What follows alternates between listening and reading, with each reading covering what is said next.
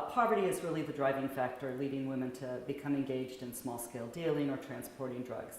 An astounding number of those women are mothers, approximately 85%, and an astounding number of those are single moms. So if you're a single mother struggling to put food on the table for your kids, selling drugs out of your house or transporting a small amount of drugs is an easy way for you to combine your parenting responsibilities and feeding your kids. I think it's also important to recognize that women occupy the lowest levels of the drug trade.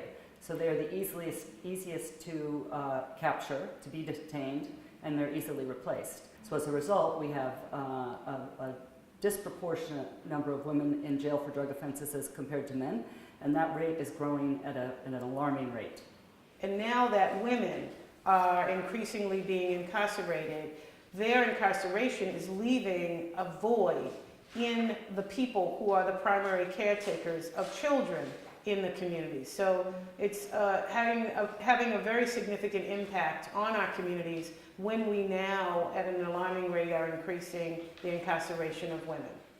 Well, I think first, if we take the reasons into consideration of what causes a woman to land on a prison bump, then we can't deny that many of those reasons are directly related to things that belong outside of the criminal justice system and more focused on a human justice system.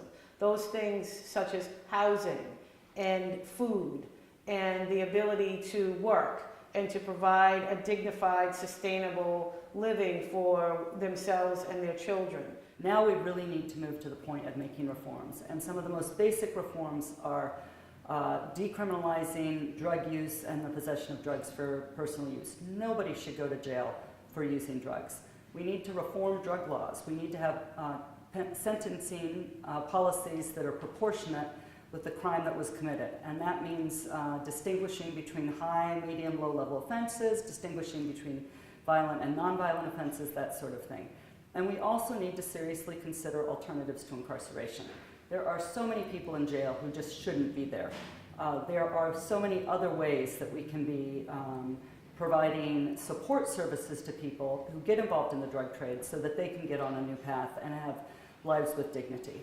And last but not least, I think we really need to start thinking about this issue as a social issue and not a criminal justice issue.